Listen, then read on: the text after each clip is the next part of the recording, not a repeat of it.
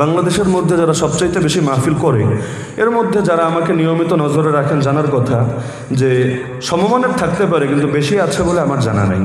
এখনও মাহফিলের মৌসুম শুরুই হয় নাই, কিন্তু আলহামদুলিল্লাহ 250 মাহফিল আলহামদুলিল্লাহ করা হয়ে গেছে। এই গরমের মধ্যে বৃষ্টির মধ্যেও 2টা-3টা করে মাহফিল করা লাগছে। তো মাহফিল আমার যারা রেখেছে প্রায় সব জায়গায় তো রাখা থাকে, তো এলাকাগুলোতে গিয়ে কয়েকটা বিষয় খোঁজ নিতে পারেন আমার ব্যাপারে। 1 নম্বরে যে আমার মাহফিল মিস করা নিজের থেকে, নিজের কোনো কারণে মানে ব্যক্তিগত হুদাই মাহফিল মিস করার রেকর্ড আছে কিনা। 2 নম্বরে জীবনে কখনো টাকা পয়সার চুক্তি করার নিজে বা কোনো দালাল দিয়ে অথবা ইঙ্গিতে, মানে ডাইরেক্ট বলে না কিন্তু ইঙ্গিত টিঙ্গিত দিয়ে বোঝানো, এমন কোনো রেকর্ড আছে কিনা। আমি আল্লাহকে সাক্ষী রেখে বলতে পারবো পুরো বাংলাদেশ খোঁজে এমন কোনো রেকর্ড কেউ দেখাতে পারবেন না ইনশাআল্লাহ। হ্যাঁ, বাকি আমি একটা ব্যাপারে কঠোর, সেটা হলো যে ওয়াদা ঠিক রাখতে হবে, কথা ঠিক রাখতে হবে। আমি আমার জায়গায় সব ঠিক থাকবো, তুমিও তোমার জায়গায় ঠিক থাকবা। যেমন আমাকে টাইম দিলেন ফজরের পরে বয়ান, বাংলাদেশে অনেক জায়গায় ফজরের পরে বয়ান করি, কারণ যেখানে সারা রাত ব্যাপী মাহফিল হয় ফজর পরে আখেরি বয়ান হয়ে দোয়া হয়ে যায়। তা আমাকে টাইম দিবেন ফজরের পরে বয়ান, আমি ইনশাআল্লাহ ফজরের আগে গিয়ে বা তাহাজ্জুদের সময় বসে থাকবো, চেষ্টা করি আমি আগে গিয়ে বসে থাকার, যদি না রাস্তায় যানজট হয়। কিন্তু আমাকে টাইম দিবেন ফজরের পর, যাওয়ার পরে জিম্মি করে আটকে রাখবেন, কারণ ঢুকলাম তো ঢুকলাম, এবার তো আপনার অধীনে আমি, ব্ল্যাকমেল করে আটকে রাখবেন, তারপর বলবেন বয়ান হবে আসরের পরে। এটা আমি কিছুতেই সহ্য করি না, এটা আমার তবিয়ত বিরোধী। আমার তবিয়ত মানে এটা পিতৃপুরুষ থেকে পাওয়া তবিয়ত যে সময়ের ব্যাপারে সচেতন, সেটা হলো নিজের দিক থেকে নিজের সময় ঠিক রাখবেন আর অন্যের দিক থেকে অন্য সময় ঠিক রাখবে। যার কারণে আমার কোনো মাহফিলে যদি দেরিও হয়, এটা চোখ বন্ধ করে বলতে পারবেন হয়তো রাস্তায় কোনো যানজট, কোনো দুর্ঘটনা, বাংলাদেশের রাস্তার খবর কে না জানে, কিন্তু অধিকাংশ মাহফিলের মধ্যে এই তথ্যটাই পাবেন যে সময়ের আগে গিয়ে উপস্থিত হয়েছি, হ্যাঁ বসে হয়তো চা খেয়েছি বা অন্যান্য কিছু করেছি। যেই মাহফিল সম্পর্কে প্রশ্ন করেছে সেখানে ওই দিন আমার মূল মাহফিল ছিল আপনাদের বাহুবলে, 2টো মাহফিল ছিল, একটা পটিজুরি মাদ্রাসায় আর আরেকটা কি যেন এলাকা রাঘবপুরের মধ্যে 2টো মাহফিল। এর মধ্যে পটিজুরিতে হলো বাদেশা বয়ান, রাঘবপুর হলো আখরি বয়ান। তো যেই মাহফিল নিয়ে প্রশ্ন করেছে চুনারুঘাটের, এই মাহফিলের সব উদ্যোগ এবং বক্তা দাওয়াত দেওয়া আগেই কমপ্লিট। আমাকে যখন পোস্টার পাঠায় তখনই পোস্টারের মধ্যে সব বক্তার নাম লেখা আছে। আমাকে অনুরোধ জানিয়েছে যে যেহেতু আপনার কাছেই মাহফিল, বাহুবল আর চুনারুঘাট তো দূর না, তাহলে আপনি বাহুবল যেহেতু আসবেনই আর আমাদের মাহফিল দিনরাত মিলে একটা সময় দিয়ে যান, অল্প পারেন বেশি পারেন একটা সময় দিয়ে যান। আমিও চিন্তা করলাম বিশেষ করে হারুন ইসা সাহেবের নাম দেখে, কারণ কিছু নাম এমন আছে এই নামগুলো যদি আমি কোনো পোস্টারে দেখি দাওয়াত নেওয়ার ক্ষেত্রে আর এদিক সেদিকে কোনো তাহকিকও করি না, রাস্তা কেমন, এলাকা কেমন, কারা দাওয়াত দিচ্ছে ইত্যাদি ইত্যাদি দেখি না, বরং নামগুলো থাকলে সাধারণত যদি আমার ওজন না থাকে আমি হ্যাঁ বলে দিই। তো দেখলাম হারুন ইসা সাহেবও আছেন, আমি বললাম ঠিক আছে তাহলে যাতায়াতের পথে সময় দিয়ে যাবো, তাহলে বাদ আসর দিব ইনশাআল্লাহ। মাগরিবের পূর্বে আমি যদি ফারেক হই তাহলে এশার আগে গিয়ে পৌঁছে গেলাম, আর এশার আগে পৌঁছলে পটিজুরি মাদ্রাসায় চা নাস্তা খেয়ে বয়ানে উঠলাম, শেষ করে রাঘবপুর আসানির সাথে গেলাম। এখন যেদিনের ঘটনা তার আগের 2 দিন আমার মাহফিল ছিল মৌলভীবাজার জেলায়। তা আমি মৌলভীবাজারে ছিলাম, মৌলভীবাজার জামিয়া রহমানী একটা মাদ্রাসা আছে, তারপরে হাদিস মাদ্রাসা, সেখানে আমি হাদিসের কিতাবও পড়াই, প্রতি মাসে 2 দিন পড়ানোর কথা। তো যে 2 দিন মৌলভীবাজার মাহফিল ছিল ছিলামও মাদ্রাসায়, সারাদিন সবক পড়িয়েছে আলহামদুলিল্লাহ। জিজ্ঞাসা করলে জানতে পারবেন আসরের পরেও সবক পড়াই আলহামদুলিল্লাহ, আসরের পরেও সবক পড়াই। তো এখন যেদিনের কথা, তো আমি তো জানি বাদ আসর মাহফিল আর রাতে 2টা হলো বাহুবল, কিন্তু ওই দিন হঠাৎ বৃষ্টি হলো, সকাল থেকে প্রচুর বৃষ্টি, বাহুবলের 2টা মাহফিল ক্যান্সেল হলো। প্রথমে পটিজুরির মাহফিল ক্যান্সেল হলো, এরা জানালো যে হুজুর মাহফিল করা সম্ভব না। তো আমার সফর সঙ্গে যে আছে সে জানার পর ওই চুনারুঘাটওয়ালাদেরকে বললো যেহেতু পটিজুরি মাহফিল হবে না, তাহলে আগে গিয়ে আসরের পর আপনাদেরটা করে 10টার সময় রাঘবপুর করার তো দরকার নেই, বিশাল গ্যাপ, মাঝখানে তো বসে বসে শুধু শুধু টাইম পাস করে লাভ নাই, তাহলে আপনাদেরটা আমরা এশার পরে করি আর রাঘবপুর গিয়ে লাস্টেরটা করবো। কিছুক্ষণ পর রাঘবপুর থেকে কল দিল আমাদের মাহফিল হবে না, এত বৃষ্টি, রাস্তাঘাটও শেষ, আসা সম্ভব না। এবার আমাকে জিজ্ঞাসা করলো যে এখন কি করা যায়, এখন তো আর লাস্ট বয়ানের কোনো অপশন নেই। আমি বললাম তাহলে বলে দেন যে আর দেরি না করে বাদ মাগরিব বয়ান করে ফেলে চুনারুঘাটে, এরপর রওনা করি, তাহলে মোটামুটি রাত থাকতে থাকতে আমার গন্তব্যে পৌঁছে যাবে। আমার তো বাসা কোথায় জানেনি, মানে যেতে বিশাল টাইম লাগে, তো রাত থাকতে থাকতে যদি পৌঁছতে পারি তাহলে পরের দিন কিছু কাজও ছিল আসানের সাথে করা যাবে। তো তাদেরকে জানালো যে মাগরিবের পর আমরা বয়ান করব, তারাও বললো হ্যাঁ আসেন বয়ান করবেন। এমনকি জামিয়া রহমানিয়ায় আমি সবক পড়িয়ে খাবারই খেয়েছি আসরের নামাজের আগ দিয়ে, আসরের আগ দিয়ে খাবার খেয়ে আসরের পরে কল দিয়েছে আমরা কি এখন রওনা করব। যদি বলতো না রওনা কইরেন না, তাহলে আমি আসরের পর সবকে বসতাম। দাওরাই হাদিসে আমার 2 পারা নেশা, 32 পারা 30 পারা, এখন বিশাল নেশাব আমার বাকি আছে, আরও কয়েক পৃষ্ঠা পড়িয়ে আসতে পারলে আমার লাভ। তারা বললো না সব ঠিক আছে আপনারা চলে আসেন, মাগরিব পরে আপনারা স্টেজে উঠবেন। তো মৌলভীবাজার থেকে চুনারুঘাট আসতে আর কতক্ষণ লাগে। আমরা মাগরিবের নামাজ পড়েছি শামসুল উলুম মাদ্রাসায় এসে, মাগরিবের নামাজ, সেখানে ওস্তাদদের থেকে জিজ্ঞাসা জিজ্ঞাসা করে জানতে পারেন। নামাজের পর অফিস রুমে বসালো মাদ্রাসার শাইখুল হাদিস সাহেব, মুহাদ্দিস সাহেব, আরও অনেক হুজুররা আছেন। এবার দায়িত্বশীল দু একজন আসলো, এসে তারা কথা শুরু করলো। তো এখন আগে মাদ্রাসায় ঢোকানোর আগে আমি জিজ্ঞাসা করেছিলাম এই আসাদকে, আমার সফর সঙ্গী, যে মাদ্রাসায় নিচ্ছেন কেন? মাহফিল তো মাদ্রাসায় না, মাহফিল তো হলো সেই হলরুম আছে, কনফারেন্স রুম, মাদ্রাসায় কেন নিচ্ছেন? বললো ওনারা জানিয়েছেন যে নাস্তার ব্যবস্থা করেছেন মাদ্রাসায়, মেহমানদারি করিয়ে নামাজ পড়বেন, নাস্তা খেয়েই বাস স্টেজে উঠে যাবেন। আমি বললাম ঠিক আছে, তাহলে ঠান্ডা মাথায় নামাজটা পড়ি। নাস্তা খেলাম কি খেলাম না বড় বিষয় না, নামাজ পড়লাম।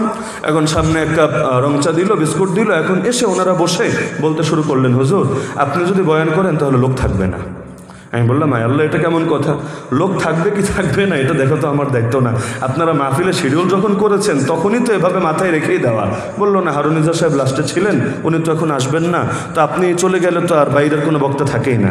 আমি বললাম ঠিক আছে, আপনাদের যুক্তি হারুন নিজার সাহেব আসবেন না, কিন্তু ওটার দায়ও তো আমার না।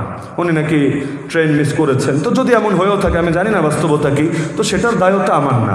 কারণ এমন খবরও একজন আমাকে দিয়েছে, সত্য মিথ্যা জানি না, যে হুজুরকে নাকি দাওয়াতে দেওয়া হয় নাই। রাঘবপুরের দাওয়াত ছিল, কিন্তু এটার দাওয়াতি নাকি দেওয়া হয়নি, রাঘবপুরের কমিটি আমাকে বলেছে এটা।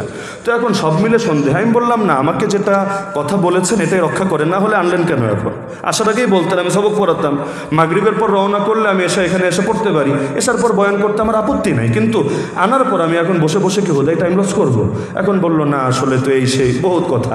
তো এবার আমাকে যখন চূড়ান্তভাবে ধরলো, এখন এতগুলো হুজুরকে সামনে রেখে শাইখুল হাদিস, মুহাদ্দিস, দাড়ি পাকা মুরব্বীরা, এখন বলতেছে যে ওনাদের প্রতি অন্তত একটু সম্মান দেখিয়ে আপনি কথাটা রাখবেন না। আমি বললাম ঠিক আছে, তাহলে আমিও খুশি থাকি, আপনিও খুশি থাকেন। সেটা হলো কাউকে স্টেজে এখনই উঠিয়ে দেন, উনি 20 মিনিট আধা ঘন্টা অল্প সময় বয়ান করুন, এসাটা একটু পিছাইয়া দেন।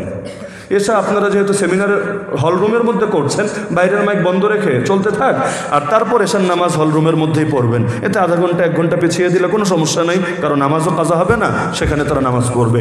আমার সাথে লাস্ট পর্যন্ত কথা ছিল এটা, কিন্তু পরবর্তীতে আমাকে মাদ্রাসার 2 তলায় নিয়ে গেল এক রুমে, আর ওদিকে ওনাকে উঠিয়ে দিল কামরুল ইসলাম অলিপুরি ভাই, স্থানীয় আমাদের অলিপুরি সাহেবের ছেলে, আমাদের বন্ধু মানুষ। ওনাকে উঠিয়ে দিল, উনি নাকি এসা পর্যন্ত বয়ান করবেন। ওদিকে এলানো হচ্ছে যে আমি এসার পরে বয়ানে উঠবো এবং আমার পরে আরেকজন শুধু দোয়া করে দিবেন, ব্যাস এভাবে। অথচ এটার ব্যাপারে আমার কোনো মত নেওয়া হয়নি, আমি এটা জানিও না, কিন্তু ওদিকে এভাবে প্রচার করে দেওয়া হলো। আমার তবিয়ত এই লাইনে একটু মুশকিল, যে আমাকে এখানে এনে কেন বসিয়ে রাখবেন আপনি? হ্যাঁ আপনার ওজোর থাকতে পারে, বুঝলাম, কিন্তু এটা আগে জানালে আমি সবক পড়াতে পারতাম। কিন্তু এখানে বসে আমি কি করব? একজন আসবে হাই হ্যালো করতে করতে, আর সবচাইতে বিরক্তিকর সেলফি তোলা, সবচাইতে বিরক্তিকর সেলফি তোলা। না করলে আরে হুজুরের দেখেছি অমুকের সাথে ছবি আছে, ছবি কে কোন ফাঁকে তোলে আমরা তো জানিও না, অমুকের সাথে আছে আমার সাথে তুললো না, এই হুজুরটা ভালো না। আবার যদি মানে হা বলি তাও সমস্যা, না বলি তাও সমস্যা, ধর্মীয় দৃষ্টিকোণও সমস্যা, আর বাস্তবিক দৃষ্টিকোণ থেকে আরও সমস্যা। আবার রুমের মধ্যে প্রচণ্ড গরম, আমারও তখন প্রেশারের সমস্যা ছিল 2 দিন পর্যন্ত, এখনও হালকা পাতলা আছে। রুমের মধ্যে প্রচণ্ড গরম, সব মিলিয়ে আমার ধৈর্য কুলাচ্ছিল না। ওদিকে আবার রাঘবপুররা জোরাজোরি করছে, হুজুর আপনার ওইখানে বয়ান শেষ করে আসতে হবে, খাওয়া দাওয়াটা আমাদের এখানে করতে হবে, মাহফিল তো হয় নাই, কিন্তু খাবার এখানে রান্না হয়ে গিয়েছে, খাবারটা খাবেন, আমরা একটু দোয়া নিব, এরপর আপনি চলে যাবেন। তো ওদের সাথে আমার কয়েক বছরের মহব্বত, ওই এলাকায় আমি কয়েক বছর থেকে মাহফিল করি। তো এখন আবার যদি এখানে বয়ানে উঠে দেরিতে, আবার উল্টা রাঘবপুর গিয়ে খাওয়া দাওয়া করে আমি ঢাকা যেতে চাই, সুবহানাল্লাহ, তাইলে তো আমার ফজর নামাজ মাঝপথেই পড়া লাগবে।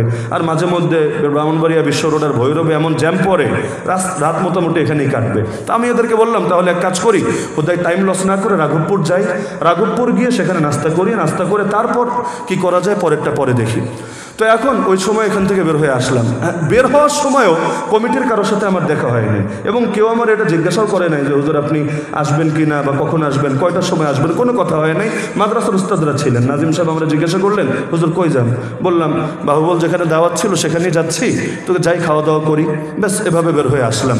এখন এদিকে আসার পরে এরাও ধরলো যে হুজুর মাহফিল তো হয় নাই, আমরা কয়েকজন রুমে আছি, একটু কথাবার্তা বলি বা একটু নসিহত করেন।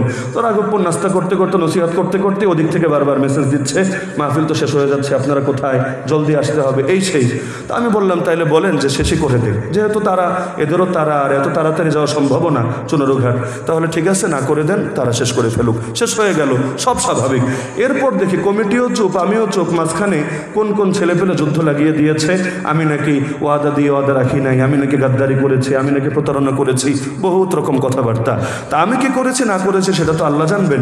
এমনকি যে ছেলেগুলো লিখেছে ওদেরকে আমি নিজে ওই মন্তব্য করেছি যে আমি বিচার আল্লাহর হাওলা করে দিলাম। আমি যদি এখানে কোনো রকম প্রতারণা করে থাকি, যেটা আমার অতীত ইতিহাসেই নাই, আমি যদি করে থাকি আল্লাহ আমার ধ্বংস করুক। আর যদি আপনারা মিথ্যা প্রচারণা করেন আল্লাহ আপনাদের হেদায়েত দেখ, স্পষ্ট বলেছি। এরপর তো বলার কিছু থাকে না, কিন্তু তারপরও চলতে থাকলো। অবশেষে কষ্টই পেলাম। কমিটির কারণে কষ্ট পাই নাই, কারণ কমিটি এতটুকু করেছে যে কথা দিয়ে কথা রাখে নাই, অন্যরকম প্রচার করেছে। এবং তারা ওই ভয়েস রেকর্ড উল্টাপাল্টা প্রচার করেছে যে এই যে আসাদের সাথে আগে কথা হয়েছে বাদেশা বয়ান করবে, সেটা তো রওনা দেওয়ারও আগে, বহুত আগের কথা। ওটাকে চালিয়েছে যে আমরা নাকি চূড়ান্তভাবে ওয়াদা দিয়েছি বাদেশা বয়ান করব। তো এই প্রতারণা তারা করেছে, এটা সত্য।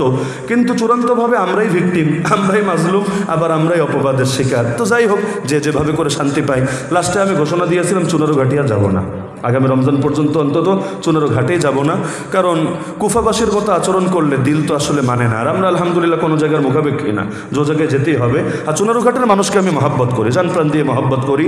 তো এখন তাদের ব্যাপারে আমি বলেছি যে আপনারা আশপাশে বহুত মাহফিল আছে, আসবেন, শরিক হবেন, দেখা সাক্ষাৎ হবে, সমস্যা নেই।